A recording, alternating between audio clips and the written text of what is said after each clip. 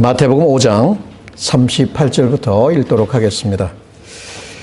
또 눈은 눈으로 이는 이로 갚으라 하였다는 것을 너희가 들었으나 나는 너에게 이르노니 악한 자를 대적지 말라. 누구든지 내 오른편 뺨을 치거든 왼편도 돌려대며 또 너를 송사하여 속옷을 가지고자 하는 자에게 겉옷까지도 가지게 하며 또 누구든지 너를 억지로 오리를 가게 하거든 그 사람과 심리를 동행하고 내게 구하는 자에게 주며 내게 꾸고자 하는 자에게 거절하지 말라. 하나님 고맙습니다. 매 주일마다 저희들이 하나님의 말씀을 강론할 수 있는 그 자유함을 주셨습니다. 오늘도 그 자유함을 따라서 그 은혜를 따라서 이 말씀을 읽었습니다. 이제 하나님의 음성에 저희들의 마음의 귀를 기울이는 시간입니다. 거룩하신 주의 성령께서 우리의 마음문을 열어주시고 우리의 귀를 열어주셔서 주님의 음성이 믿어지고 주님의 음성이 행해질 수 있는 살아있는 말씀이 되도록 축복하여 주옵소서. 오늘 이곳에 함께한 우리 사랑하는 믿음의 식구들 주께서 일일이 기억하여 주옵시고 하나님의 성령을 통하여 그 마음들을 어루만져 주옵시고 또한 주의 일하심, 주의 운행하심을 통해서 그 삶을 또 그의 말씀을 따라 행할 수 있도록 주의 축복으로 함께하여 주옵소서. 예수님의 이름으로 기도합니다. 아멘. 줄리우스 시저가 이제 집권을 할 초기 당시에 민심이 굉장히 안 좋았다고 합니다. 그래서 그는 로마를 잠시 떠나 있어야 하겠다라고 하면서 그 에게해에 있는 로데스 아일랜드로 이렇게 이제 가고 있었습니다. 그런데 그때 해적들을 만나게 되고 해적에 생포되게 됩니다. 해적은 몸값으로 이제 시저니까 왕이니까 왕의 몸값으로 금 12,000냥을 요구하게 되고 왕은 이제 특사를 보내서 그 돈을 준비시키게 합니다. 몸값을 지불하고 이제 이 줄리우스 시저가 이제 풀려나게 됩니다. 그런데 한 40일 동안 억류되어 있는 동안 뭐 약간 이제 농담 섞인 말로 니네들 내가 나중에 풀려나면 다 십자가에 하나같이 못 박아 죽일 거야. 이렇게 얘기를 하니까 지금 생포되어 있는 주제에 자기 주제를 모르고 이상한 소리를 한다면서 비웃고 그랬다고 합니다.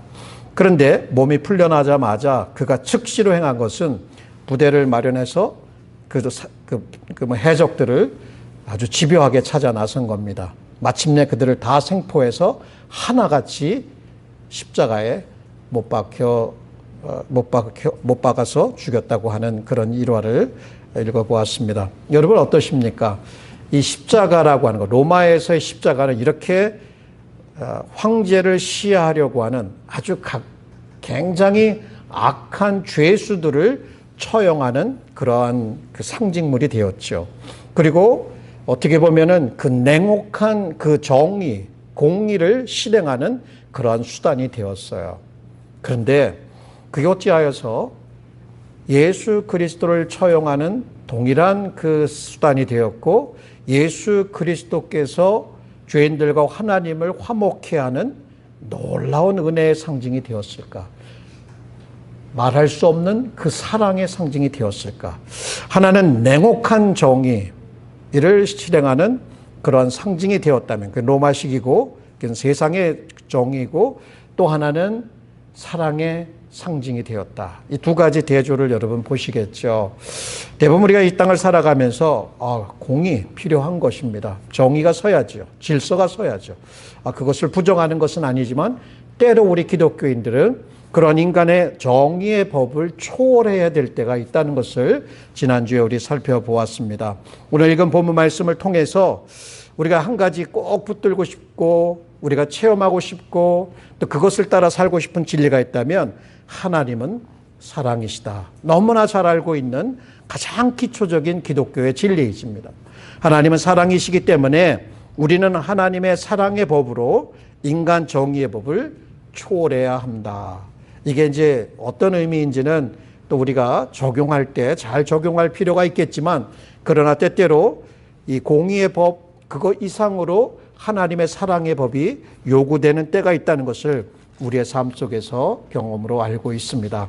그러면 오늘은 이제 그 마지막 부분에 그 특별히 이렇게 41절과 42절 그 부분을 살펴보도록 하겠습니다. 누구든지 너로 오리를 가게 하거든 그 사람과 심리를 동행하고, 또 42절 내게 구하는 자에게 주며 내게 꾸고자 하는 자에게 거절하지 말라. 이 두 절을 중심으로 크게 두 가지 주제를 한번 나눠보도록 하겠습니다. 첫 번째는 하나님의 사랑의 법을 자신의 이익보다 위에 놓으라. 자, 이게 도대체 무슨 말일까? 여러분, 현대 사회를 사는 우리들에게 있어서는 이 사회가 추구하는 말은 결국 이익이에요. 자기 이익, 자기에게 유익한 것들을 추구하는 사회이고, 그것은 경쟁 사회를 부추기고 있고, 경쟁 사회 속에서는 누군가는 승자가 있고 누군가는 패자가 있어요. 그래서 패자는 늘 이를 갈면서 나도 저 위에 올라서야겠다라고 하는 그런 마음을 품게 되고, 그런 경쟁 관계 속에서 서로 원수지는, 등을 척지는 그러한 일들이 반드시 있을 수밖에 없는 겁니다. 그게 우리가 살고 있는 사회의 구조이고 사회를 움직이고 있는 어떤 그러한 스피릿이라고 할 수가 있습니다. 이런 사회 속에서 예수님께서 그 제자들에게 말씀하시는 것은 사랑의 법, 그리스도의 사랑의 법, 하나님의 사랑의 법을 너희 자신의 유익보다 위에 놓아야 된다. 그럼 첫 번째 41절을 보면 누구든지 너로 억지로 오리를 가게 하거든 그 사람과 심리를 동행하라. 이 말씀은 무슨 뜻이냐면, 그 당시 유대는 로마의 식민지였습니다. 식민지 통치를 받고 있는 이 사람들은 로마의 군인이 가다가 무거운 짐이 있으면 너 이리 와 해가지고 그 무거운 짐을 그 사람한테 지우면 1마일은 가야 될 책임이 있었던 거예요. 근데 예수님이 말씀하시는 것은 그런 관행 있잖아요. 그러니까 지배를 당하고 있는 그 사람들이 이제 자기의 시간, 자기의 수고와 노동을 들여서 1마일뿐만 아니라 그렇게 요구를 받았을 때에는 2마일까지 가라고 얘기를 하시는 거예요. 여러분, 이 말씀은 그냥 참 어떻게 보면 우리가 그 당대 그런 억지로 그렇게 걸려들게 되면, 야, 이거 오늘 내가 일해서 우리 가족들을 부양해야 되고 나 지금 여기 가야 되는데 왜 이렇게 안 좋은 일이, 이제 우리 보통 얘기하는 그런 말대로 뭐 때문에 이거 이렇게 됐어 막 그러면서 화낼 수 있는 거잖아요. 당연히 자기에게도 소중한 시간이고 자기가 노동을 해야 먹고 살 수 있는 시간인데, 어떻게 돼서 로마의 군인한테 잡혀갖고 1리를 가고 그래서 이제 풀려날 수 있는데, 예수님은 2마일을 가라고 얘기를 했으니까 이 가르침이 뭐겠느냐?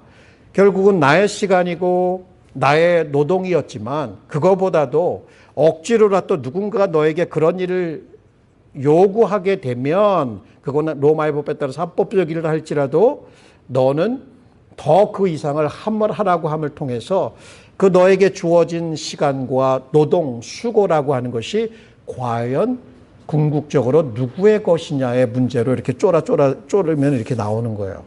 그럼 그 얘기는 뭐냐면, 너에게 지금 이런 안 좋은 일이 발생했고 손해본 일이 발생했다 할지라도 이것을 통제하시고 이것을 다스리시는 이는 하나님이시기 때문에, 하나님이 너에게 준 인생이고 너에게 준 수고이고 너에게 준 노동이고 너에게 준 이 모든 것이기 때문에, 그것을 원수의 나라가 너에게 억지로 그 일을 시켰다 할지라도 그 가운데 어찌할 수 없는 상황일지라도 뭔가 파지티브와 긍정적이고 뭔가 그런 기회를 통해서 뭔가 좋은 것이 나올 수 있다는 거예요. 그럼 그 좋은 것이 무엇일까? 예를 들면 이런 거예요. 로마의 군인이 저를 잡았어요. 나 지금 바쁜데 아무리 얘기를 해도 난 어차피 그 일을 해야 되잖아요. 그러면은 피할 수 없는 거예요. 그죠? 피할 수 없는 상황인 거예요. 그래서 해야 돼요. 그러면은 그 일을 하는데 1마일 간 다음에 좀 더 가드릴까요? 2마일을 가라고 했을 때는 하나님이 그 시간을 통해서 이 로마의 군인과 함께 1마일을 걸어가면서 무슨 일이 일어날 수 있을까? 여러분, 만약에 여러분이라면 그 1마일을 걸어가면서 투덜투덜 되는 거예요. 아니 오늘 뭐 붙었네, 뭐에 뭐 붙은 날이네, 신경질을 잔뜩 내면서 얼굴 찡그리면서 가면 갈 수 있겠죠. 그것도 한 가지 방법이에요.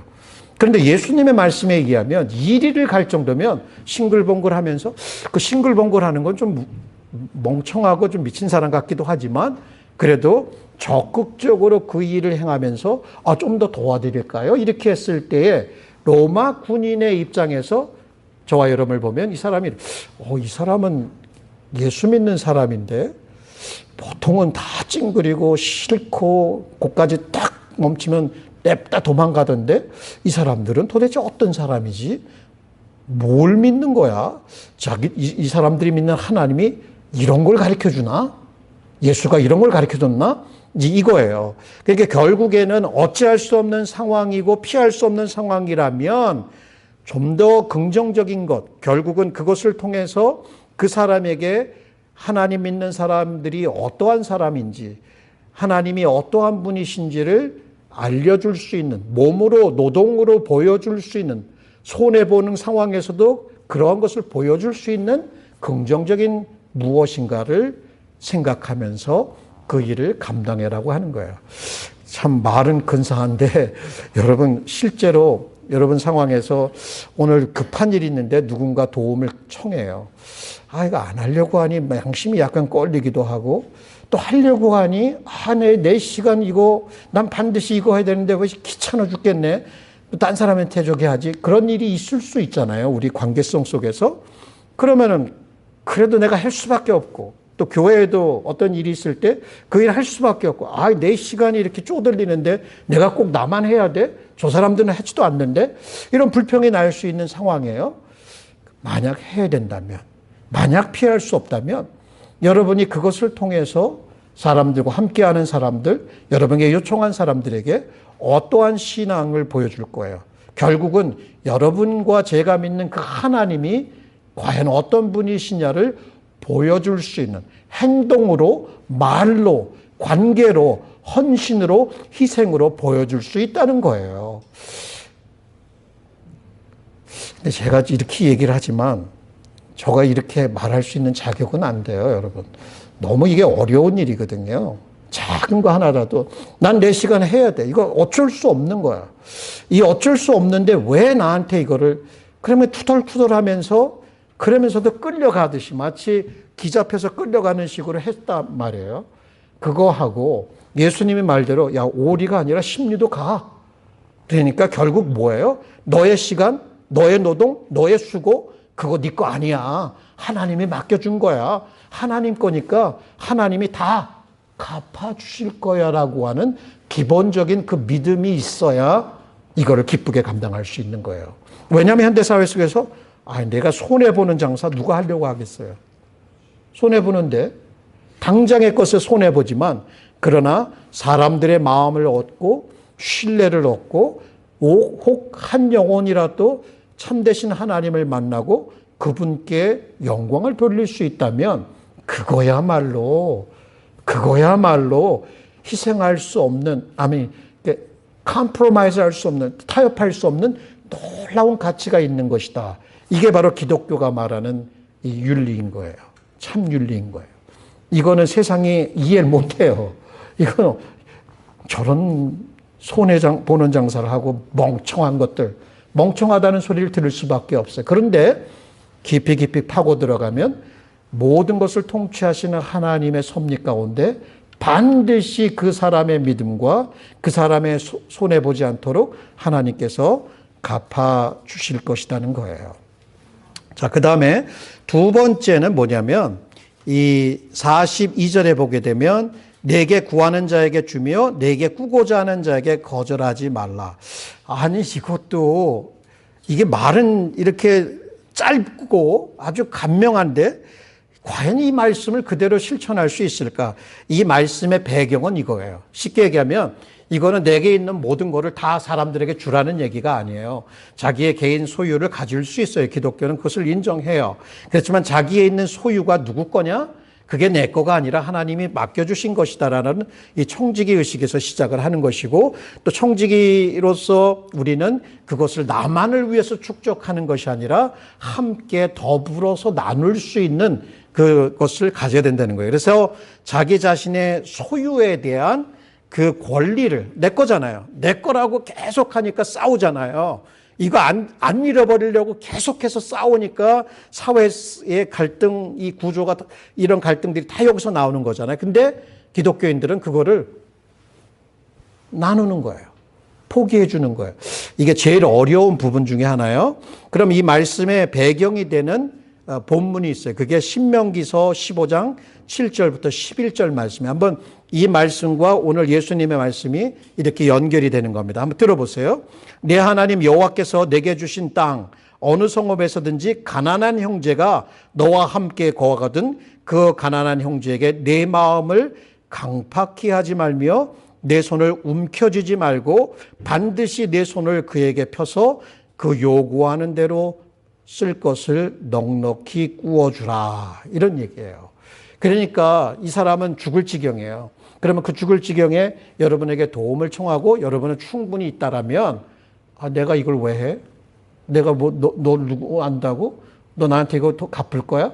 이런 이 계산법으로 하지 말고 그 형제고 동족이기 때문에 그 사람이 살아갈 수 있도록 나눔의 그런 어떤 그 은혜를 베풀려고 하는 거예요. 또 계속해서 이어지는 건, 너는 이제 보면 너는 반드시 그에게 구제할 것이요 구제할 때에는 아끼는 마음을 품지 말 것이니라. 이로 인하여 내 하나님 여호와께서 내 범사와 내 손으로 하는 바에 내게 복을 주시리라. 땅에든지 언제든지 가난한 자가 그치지 아니하겠으므로 내가 내게 명하여 이르노니 너는 반드시 내 경내에 내 형제의 곤란한 자와 궁핍한 자에게 내 손을 펼치니라. 이런 말씀들이 이제 잠언서에도 많이 나와요. 우리가 항상 꼬부쳐주고 나만을 위해서 했는 사람들, 이렇게 했다고 해서 그것이 자기의 것이 됩니까? 결국은 누군가에게는 갈 것이고 이 땅을 떠날 때에는 한 푼도 가져가지 못한다고 전도서나 잠언서 얘기를 하잖아요. 그러면서 이것을 그대로 실천했던 분이 바로 예수님이었던 거예요. 자기는 자기 자신을 아낌없이 내어준 거예요. 십자가에서 아낌없이 내어주셨기 때문에 저와 여러분이 오늘 이렇게 구원받고 예배하는 자리에 있을 수 있는 거예요. 그리고 우리가 삶에서 누리는 모든 은혜와 혜택들은 결국은 하나님께서 우리에게 맡겨주신 것이다라고 하는 그 사상을 가지고 있어야 돼요. 그것이 내 거야라고 하는, 내가 움켜쥐고 안 주려고 하는 그러한 이기적인 것이 아니라 자기의 권리를 하나님께 양도하고 함께 나누는 거예요. 이것을 또 실천했던 분이 예수님을 닮으려고 노력했던 바울이었어요. 바울이 사역하면서, 에베소서 사역을 하면서 이제 이런 말씀을 합니다. 범사에 너에게 모본을 보였느니 곧 이같이 수고하여 약한 자들을 돕고 또 주 예수의 친히 말씀하신 바 주는 것이 받는 것보다 복이 있다 하심을 기억하여야 할지니라. 여러분, 받아야 복이 되는 거예요? 주어야 복이 되는 거예요? 줄 수 있는 게 복이겠죠. 그러나 그것을 주면 낭비가 된다고 생각해요? 손해가 된다고 생각해요? 하나님의 법칙은 결코 그렇지 않다는 거예요. 내가 주고 나서 더 많이 받으려고 하는 순수하지 못한 동기는 있을 수 있겠지만, 그러나 내가 사랑으로 베풀었을 때 결과적으로 우리에게 하나님께서 더 많은 것을 채워주시는 것이 이게 영적인 법칙이다라고 하는 것을 고백하는 사람들이 그리스도의 제자인 거거든요. 여러분, 고넬료 기억하시죠? 근데 고넬료를 이 사도행전을 기록할 때 그 사람은 기도하는 사람이었어요. 그리고 또 하나 뭐예요? 구제하는 거예요. 너의 기도와 너의 구제가 하나님 앞에 상달되었다라고 성경이 기록하고 있어요. 굉장히 중요한 거예요. 이는 그 하나님을 믿는, 그러니까 말하자면 이방인으로서 유대의 어떤 그런 가르침들을 따르는 가필러라고 그러거든요. 그런 사람이었단 말이에요. 근데 이 사람이 늘 기도하고 구제에 힘썼을 때 하나님께서 그를 보고 그에게 사람들을 누구에게 보내라고, 피로에게, 베드로에게 보내라고 그랬고, 베드로가 와서 그에게 복음을 전했을 때 거기에 성령이 충만하게 임한 그 여러분 기사를 읽어보셨죠. 그러니까 여기서도 보면 정말 나눔이라고 하는 것은 기독교인들에게 이게 뭐 안 해도 돼, 안 하면 안 하실 수 있어요. 그러나 예수님이 가신 길을 보고 또 하나님의 말씀을 읽고 또 사도들이 행한 것들을 보았을 때 이것이 바로 예수 따르는 자들이 가야 하는 길이구나. 그래서 누가복음에도 보면 내 소유를 팔아 구제하여 낡아지지 아니하는 주머니를 만들라. 곧 하늘에 둔 바 다함이 없는 보물이니 거기는 도적도 가까이 하는 일이 없고 좀도 먹는 일이 없느니라. 나눔을 통해서 하늘에 쌓는다. 이게 어떤 것인지 여러분 한번 마음에 깊이 생각해 보시기를 바랍니다. 저는 이런 말씀들을 준비하면서 참 우리는 어쩔 수 없이 나 자라고 하는 내 개인이라고 하는 것에 늘 집착해서 살아가고 있다라는 생각을 하게 되었습니다.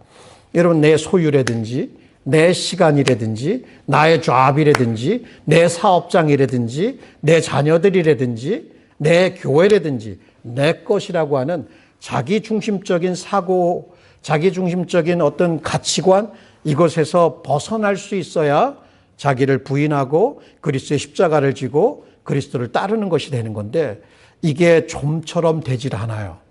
내 중심성에서 벗어나는 길이 굉장히 힘들다는 것을 알게 됩니다. 여러분 전에도 보면 이런 소유와 관련해서 왜 예수님께서 이 네 번째 원수 갚지 말라고 하는 걸 얘기를 해줬는데 이 네 가지 예를 통해서 우리가 사람들에게 모욕을 당할 때 또 사람들이 우리에게 빚을 요구하면서 그 이상으로 요구를 할 때 또 여기 보면 세 번째 같은 경우는 우리의 시간이나 또 우리의 노동에 대해서 요구를 할 때 또 네 번째 같은 경우는 돈 문제 아닙니까? 소유 문제는 돈 문제예요. 왜 돈 문제를 놨을까? 좀 이해가 가시죠? 돈 문제를 놓은 이유가 있어요. 사람들의 대부분의 다툼과 원수 짓는 일은 결국은 돈 때문에 그러는 거예요. 소유욕 때문에 그러는 거예요. 한 번은 이분이 이렇게 기독교인인데 교회에서 아주 기도에도 열심히 나가고 그러면서 같은 나이대에 이런 친구를 만났어요. 그러니까 서로들 마음이 맞고 정말 형제처럼 지냈어요.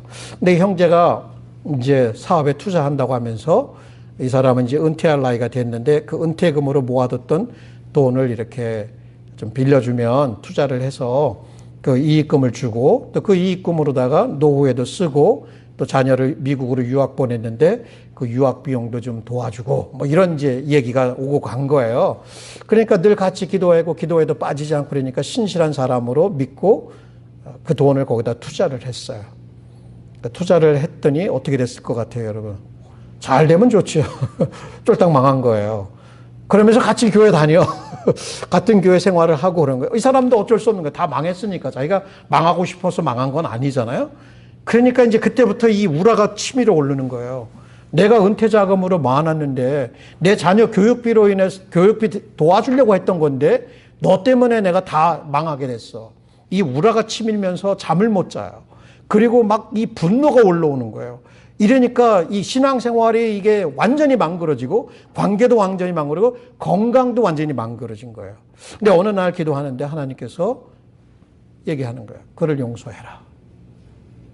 그런데 정말 하나님의 은혜로 렛고 했어요. 용서할 수 있어요. 그랬더니 건강이 돌아오고 환경이 풀려지면서 하나님께서는 다른 방법으로 자녀의 어떤 그런 교육비를 될 수 있는 그런 것을 경험하게 되었다. 이 돈 문제가 이렇게 중요한 거예요. 그러면서 우리 돈에 대한 이 소유욕 때문에 결국은 모든 갈등의 원인이 되고 또 그것이 원수 짓는 상황까지 있을 수 있게 된다. 여러분 자신과 자신의 권리를 포기하지 않는다면 보세요. 기독교인의 관점에서 자신과 자신의 권리, 나에 대한 권리를 포기하지 않는다면 주님께서 말씀하신 보복하지 않음에 대한 말씀을 실천할 수 있어요? 없어요? 실천할 수 없어요. 우리는 우리 자신에 대하여 전혀 과민하지 말아야 돼요. oversensitive. 저는 굉장히 이렇게 예민하지 않은 척은 할 수 있지만 제가 이렇게 교회 생활을 하면서 보니까 큰 이 대인관계 속에서의 문제가 그 예민함이에요. 어떤 한 말을 듣게 됐을 때, 어떤 한 표정을 보게 됐을 때 왜 그러지? 하면서 나름대로 해석을 해요. 근데 그 해석이 대부분 다 틀려요. 그러니까 혼자 시나리오를 쓰는 거예요. 그러면 그게 굉장한 예민함이거든요. 그러니까 결국 뭐예요? 나는 내 안에 내가 너무나 예민한 거예요. 내가 소유에 대해서도 그렇고 사람들의 인정받는 것도 그렇고 또 관계성 속에서 결국 나라고 하는 이 자아가 계속해서 사람들의 인정을 갈구하고 있고 그것이 안 되면 불행해지는 어떤 이러한 모습들이 우리 모두에게 있는 거예요. 또 누군가가 나를 모욕하는 행동을 하고 또 나에게 손해를 입히거나 나를 등 뒤에서 공격한다고 했을 때 이걸 감당하지 못해요. 폭발해버리는 것이 바로 우리인 거예요. 그런데 이런 자신에 대해서 권리를 포기해라. 나는 그냥 십자가 예수 그리스도와 함께 죽어버렸어. 이제 더 이상 나는 내가 없어지는 거야. 이렇게 실천하려고 했던 한 인물이 있어요. 조지 뮬러입니다. 이 조지 뮬러가 이런 말을 남겼어요. 한번 이게 저와 여러분에게 적용될 수 있는지 한번 생각해 봅시다. 어느 날, 자 보세요. 조지 뮬러가 이게 어느 날 나는 내 자신인 조지 뮬러와 나의 견해, 내가 선호하는 것, 나의 맛, 의지에 대하여 철저하게 죽었다. 나는 세상과 세상의 인정이나 비난에 대하여 죽었다. 나는 나의 형제들과 친구들의 인정이나 비난에 대하여 죽었다. 그날 후로 나는 오로지 하나님께 인정받는 자로 나타나기를 힘써왔다. 그러니까 사람들이 나를 인정해 주든 안 인정해주든 사람들이 나를 비난하든 안 비난하든 나는 죽었는데 신경 안 써. 나도 나를 판단하지 않아. 사도 바울에 의하면 나도 나를 판단하지 않아. 나를 판단하는 이는 하나님인 거야.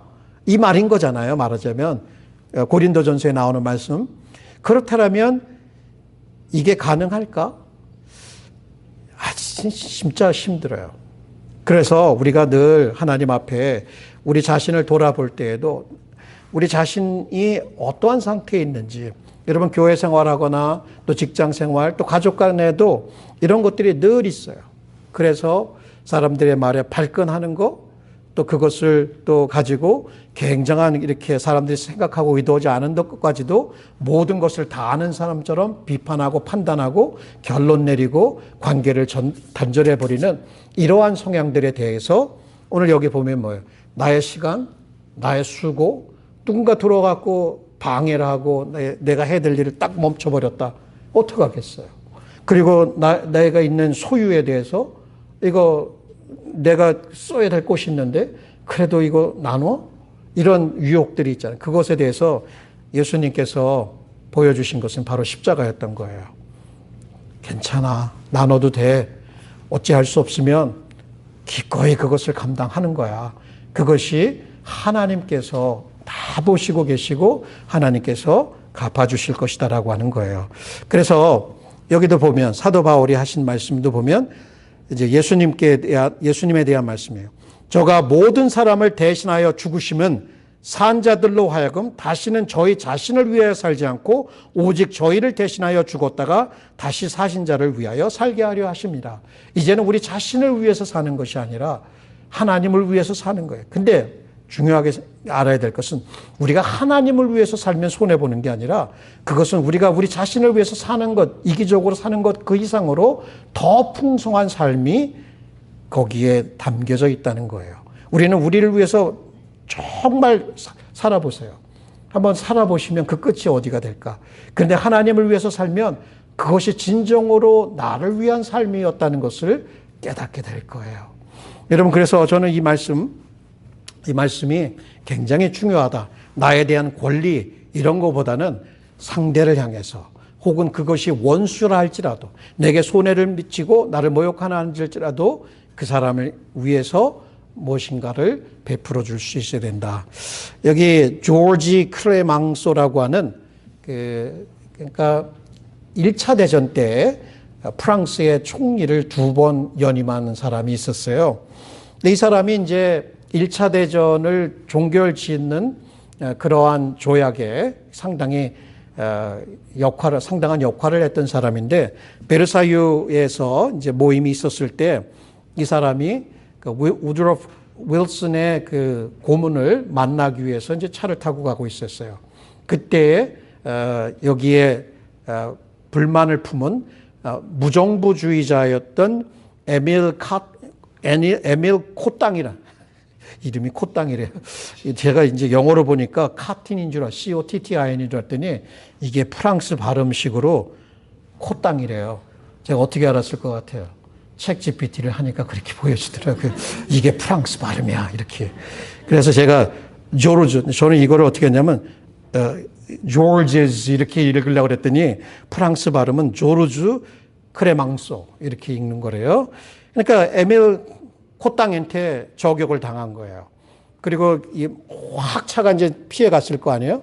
그래서 탕탕탕탕탕 6방 이상을 계속 쏴서 심장 가까이를 관통을 하게 된 거예요.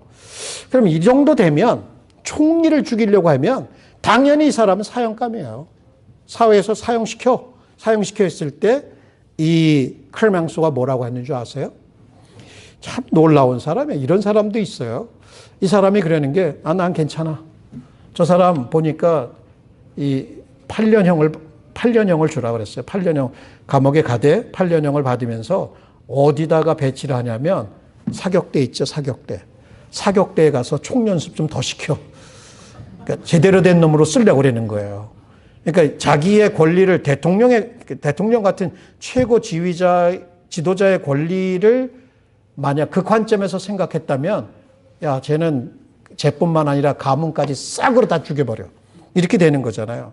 근데 이 사람은 그렇게 안 했어요. 오히려 이 사람을 다시 회복시키는 것에 관심이 있었다는 거예요.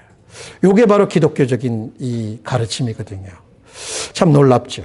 자, 그러면 이제 우리가 어떻게 이것을 실천해 갈 수 있을까? 두 번째 포인트는 하나님 사랑의 능력으로 자기를 부인하자. 왜냐하면 결국은 모든 문제의 중심에는 이 죄악된 자아가 내 거이고 이렇게 하면 안 돼. 넌 나에게 모욕을 했어. 나는 갚아주어야 돼.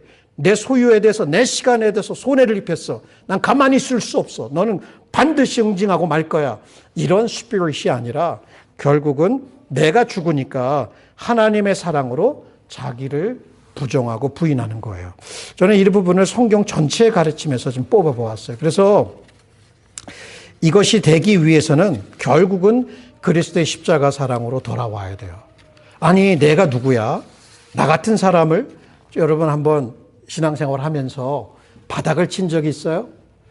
내가 아무리 노력해도 나라는 이 존재, 내 이 죄성 속에 숨어있는 이 칠흑같이 어두운 이 무엇인가가 나를 끊임없이 저 나락으로 이끌어가고 내가 아무리 노력을 해도 이 죄에서 굴레에서 벗어날 수 없을 때에 갇혀있는 듯한 이 느낌, 좌절하는 그 느낌, 또 나는 여전히 죄인일 수밖에 없는, 그리고 죄의 깊이와 그 죄의 넓이, 이 모든 것에 정말 예수 아니면 나를 구원할 사람이 없구나 라고 하는 그 처절한 그 자기 자신을 대면하는 시간이 있으셨어요?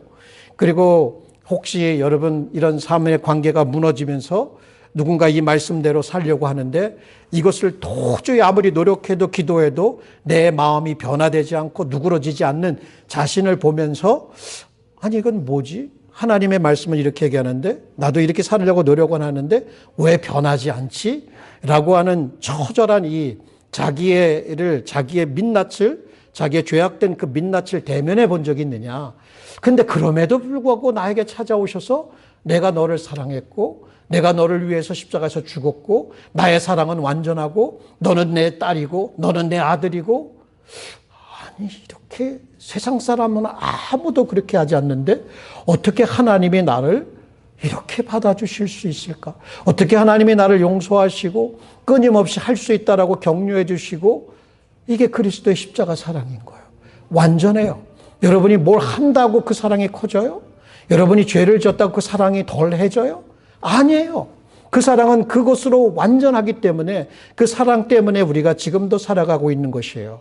그 사랑 때문에 우리는 힘이 있는 거예요. 힘을 얻고 예배할 수 있고, 여러분 삶의 어려움을 겪고 고난 가운데 또 죄 가운데 빠져서 슬퍼하고 아파할 때에도 여전히 그 사랑 때문에 회복될 수 있는 거예요. 그러면 이 사랑에 대해서 우리는 또 들어요. 근데 머리로는 제가 설교를 하면서 다 이렇게 얘기를 했는데 그 사랑이 내 마음에 감동이 되질 않고, 오늘 우리 박 장로님도 기도를 하시면서 울먹여요. 왜 그랬을까? 그리스도의 사랑이 큰 거예요. 그리스도의 사랑이 내 마음을 만져주면 우리들의 마음이 이렇게 드라이하고 아무것도 없는 것 같고 딱딱하게 굳어 있을 때 하나님의 그 강력한 사랑이 그것을 완전히 녹여버리면 나의 죄가 보이게 되고 이러한 정말 형편없는 죄인인데도 불구하고 나를 위해서 십자가에 죽으셨다라고 하는 이 복음의 능력, 이 그리스도의 십자가 사랑이 정말 구구절절히 그냥 느껴질 때 그것이 우리를 변화시키는 거예요. 그게 아니면 변화되지 않아요, 여러분. 아무리 노력해 보십시오. 며칠 가나. 어쩌면 하루도 못 가요. 예배 잘 드리고 은혜 받았다고 하다가 자기가 살아있으니까 차 타고 가다가 대판 싸우기도 해요. 그러면 이게 뭐예요? 겉으로는 우리가 이렇게 잘 치료하고 화장도 하고 그러지만 우리 내면 깊숙한 곳을 대면하면서 말씀으로 그리스도의 십자가 사랑으로 치유함 받아야 돼요. 그럼 이제 믿음, 소망, 사랑이라고 하는 거 항상 같이 가잖아요. 결국 믿음은 뭐예요? 내가 지금 사람들한테 모욕을 당하고 멸시를 당하는 것 같아. 나 손해보는 것 같아. 하나님 나 왜 이렇게 살아야 돼요? 나 갚아주고 싶어요 할 때 이러한 상황도 하나님께서 섭리 가운데 통치하고 있겠지. 그죠? 그게 믿음이잖아요. 그래서 나는 하나님의 갚아주심에 이것을 의탁하는 거예요. 쉽겠어요? 그래도 그게 우리가 가야 할 길이에요. 그러면서 지금은 손해보는 것 같고 지금은 억압을 당하는 것 같고 지금은 나에게 이렇게 사람들이 인정해 주지 않지만 그런 거 필요 없어.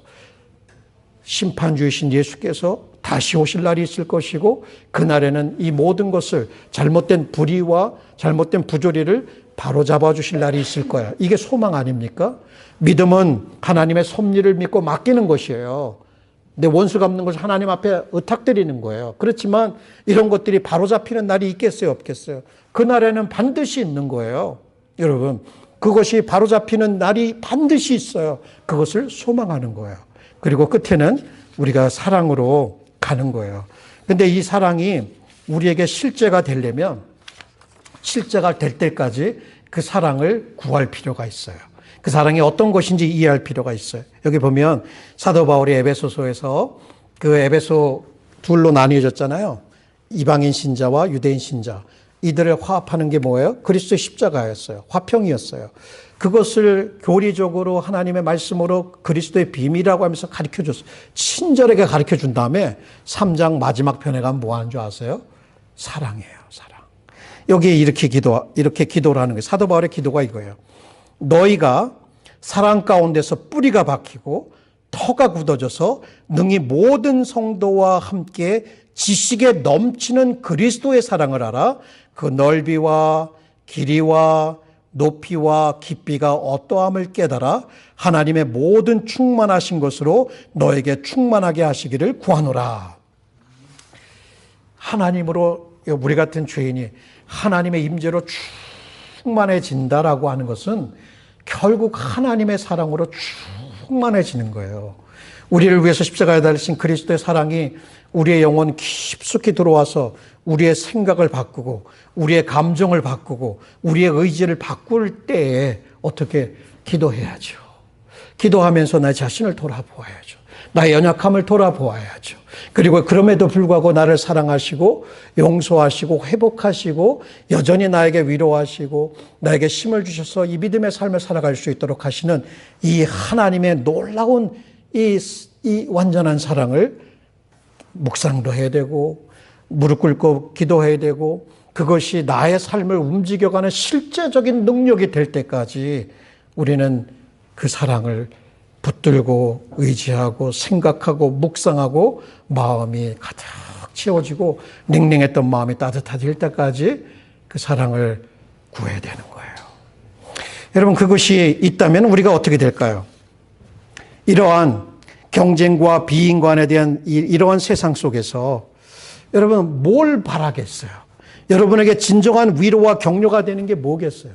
여러분이 진정으로 살아갈 내일을 소망하면서 살아갈 수 있는 힘을 어디서 발견하겠어요? 남편에게서? 자녀들에게서? 교회 목사에게서? 아니에요. 예수님. 그리스도의 십자가로 다시금 나가셔야 되는 거예요. 멸시를 당하고 시간과 손해를 보게 될 때 그런 상황에 처할 때 하나님 사랑에 그 하나님께 나가서 그분 안에서 여러분 한번 쉼을 얻어보세요. 여러분 위로를 얻어보시고 평강을 얻어보세요. 그러면 우리는 하나님의 사랑으로 이 모든 것을 이겨낼 수 있는 거예요. 하나님께서 자신의 영광과 우리의 유익을 위해 자신을 내어주셨듯이 우리도 우리를 모욕한 사람들에게까지 자신을 내어줄 수 있는 거예요. 이게 뭐라고요? 바로 그리스도의 제자도의 본질인 거예요. 내가 아니라 그리스도께서 우리 안에서 살으시면서 행하시는 거예요. 여러분 이렇게 되려면 많은 좀 재정비가 필요하겠죠. 우리의 가치관의 재정비가 필요한 거예요. 한번 여러분이 선택할 수 있어요. 여러분 자신을 위해서 한번 마음껏 살아보세요. 마음껏 살아보고 그 결론이 무엇인가. 아마 솔로몬 같은 고백을 할 거예요.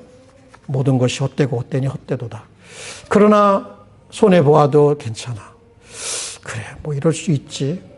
그리스도를 보면서 믿음으로 맡기고 마지막 천국을 소망하면서 하나님의 사랑 때문에 나는 그래도 괜찮아. 라고 할 수 있는 이 단순한데, 이게 이렇게 단순한데 너무 많이 들었는데 실제적으로 그렇게 삶을 운영하고 살아낼 수 있는 이게 바로 이게 은혜예요. 은혜가 꼭 필요한 겁니다.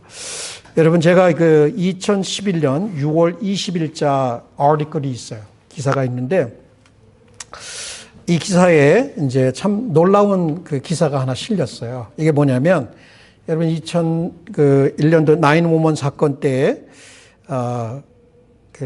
이제 트윈타워가 무너지면서 미국 내에서 여러 도시에서 특히 텍사스에서 이렇게 말하자면 모슬림처럼 생긴 사람들이 있잖아요.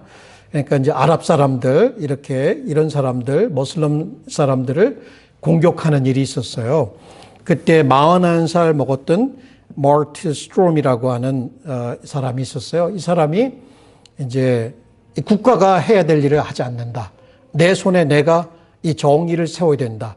그리고 9/11을 통해서 희생됐던 이 사람들의 영혼을 조금이라도 위로하는 의미에서 내가 이 사람들을 처형하겠다.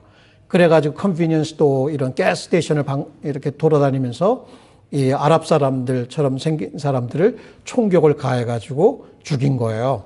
근데 어떤 한 사람이 이제 이 사람은 방글라데시 사람인데 이 사람도 총을 맞았어요. 그러니까 한쪽 눈을 실명하게 됐어요. 한쪽 눈을 실명했는데 이 사람이 이제 이 스트롬이라고 하는 사람의 절대로 그 사람 처형시키지 말아라. 이 사람의 자기를 총질한 그 사람의 구명운동을 나섰던 거예요.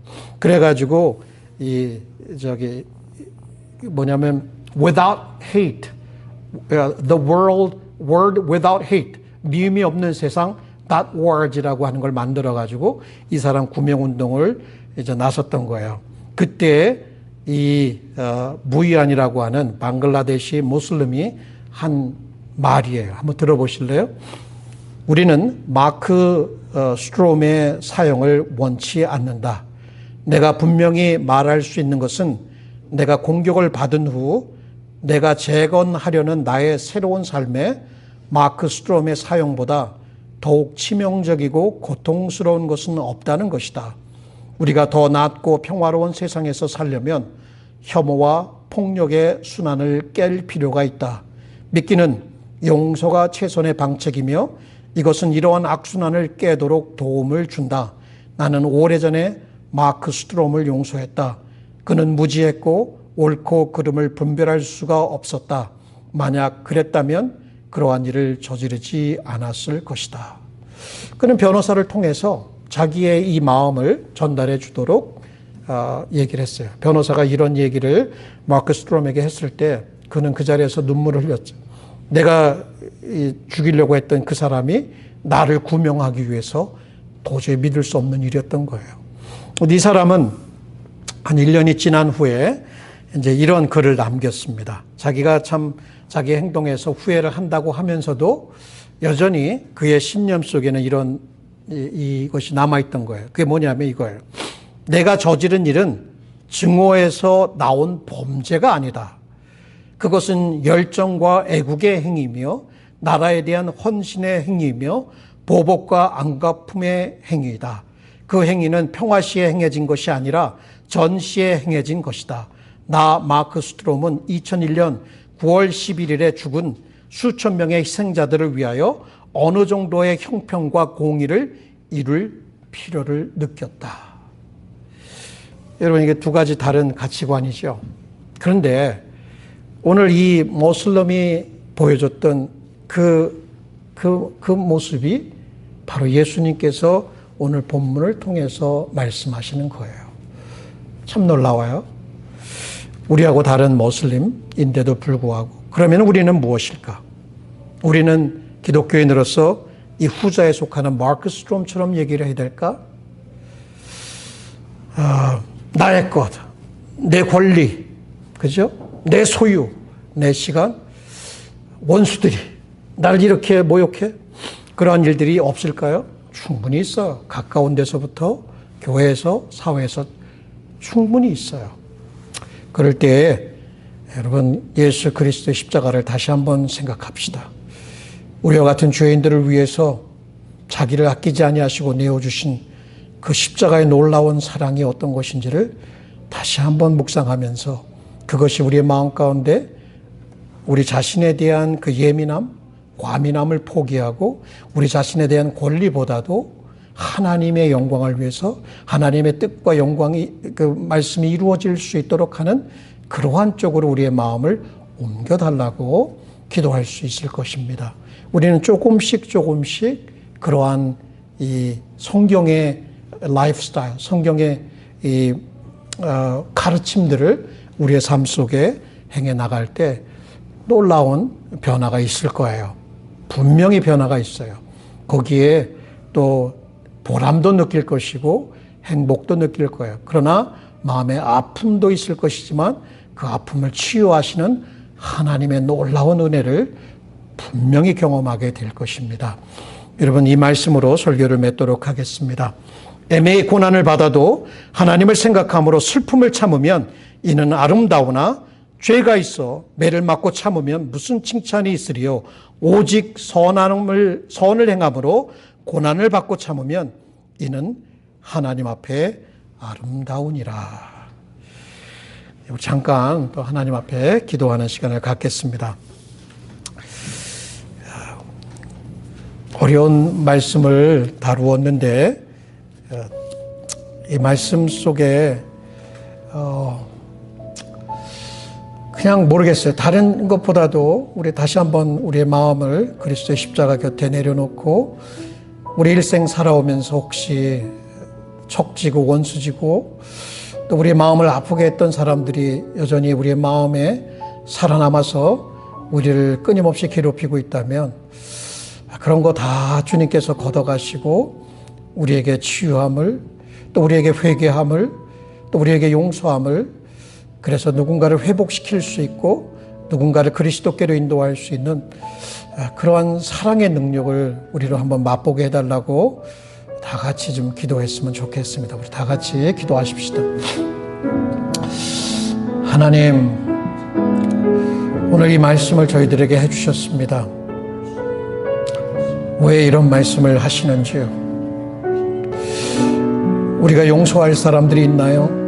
아니면 우리가 용서받아야 할 사람들이 있나요? 우리가 원수진 사람들이 있나요? 우리에게 손해를 입히고 우리를 뒤에서 욕하고 또 우리를 모욕하는 사람들의 면전에서 우리에게 손해를 입히고 요격하는 사람들이 있습니까? 그래도 별 문제 없이 좋은 관계 속에서 살아올 수 있었어요. 그러나 우리의 삶을 좀 이렇게 돌아보면 충분히 그러한 일들도 있었던 것을 주님 앞에 고백합니다. 이런 것에 대해서 우리는 예민했고 이런 것에서 우리는 눈물을 흘렸고 분노의 이를 갈았고 우리는 그들을 비난하였습니다. 그런데 그것으로 인해서 얻은 것이 무엇입니까? 마음의 평강을 얻었습니까? 하나님의 사랑이 더욱더 느껴졌습니까? 혹 우리가 우리 스스로를 고립시켜서 아버지 하나님 등을 돌리고 살았다라면 우리에게 그리스도의 십자가 사랑으로 우리를 치유해 주시고 회복시켜 주시고 멀어졌던 관계들이 다시금 회복될 수 있도록 하나님께서 은혜를 베풀어 주옵소서. 살아계신 하나님이시여, 머리로만 알고 있는 그리스도의 십자가 사랑이 아니라, 말로만 언급하는 그리스도의 십자가 사랑이 아니라, 지금 오늘을 살게 하는 그 뜨거운 사랑의 능력이 우리의 영혼을 감싸게 하시고 우리의 영혼에 눈물을 흘리게 하시고 정말 회복의 그 능력이 되어줄 수 있도록 저희들을 축복하여 주옵소서. 오 주님 고맙습니다. 오 주님 감사합니다. 오늘은 그 두 가지를 좀 같이 기도했으면 좋겠습니다. 아까도 같이 기도했지만 우리 어머니를 먼저 천국으로 보낸 또 우리 박정란 집사님 유족들을 위해서 하늘의 위로가 가득하도록 함께 기도해 주시고, 또 우리 졸업 맞은 우리 두 학생들 위해서 함께 축복하며 기도했으면 좋겠습니다. 같이 기도하겠습니다. 사랑의 하나님 아버지 고맙습니다. 사랑하는 어머니 고령으로 이 땅에서 장수하셨습니다. 그러나 이제 얼마 전에 주님의 품으로 돌아가셨습니다. 영원한 고향으로 가셨습니다. 그분은 이제 그곳에서 주님의 얼굴을 배우고 있으며 이제 부활의 날을 기다리고 있습니다. 이 땅에서의 수고는 멈추었습니다. 그러나 이 땅에 남은 우리 유족들은 어머니가 그립습니다. 그의 음성이 그립습니다. 그의 살결이 그립습니다. 그의 사랑과 헌신으로 이 땅에 태어난 자녀들, 또 손자 손녀들 주님께서 기억해 주옵시고, 좋은 기억들, 많은 좋은 기억들이 있겠지만 이런 기억의 끈들을 통해서 또 그가 보여줬던 그런 많은 사랑과 또 헌신들을 기억하면서, 또 주님의 그 크신 하늘의 위로를 기억하면서 온 가족들이 함께 하늘의 위로를 경험할 수 있도록 도우시고, 또 새로운 길을 가는, 또 다음 단계로 나아가는 우리 졸업생들을 주께서 기억하여 주옵시고, 그들의 앞길에 먼저 행하시며 그들의 가는 길이 주님께서 예비하신 길이며, 또 두려움도 있고 또 설렘도 있겠지만 주님과 함께라고 하는 믿음의 길을 걸어갈 수 있도록 우리 자녀들을 축복하여 주옵소서. 예수님의 이름으로 기도합니다. 아멘.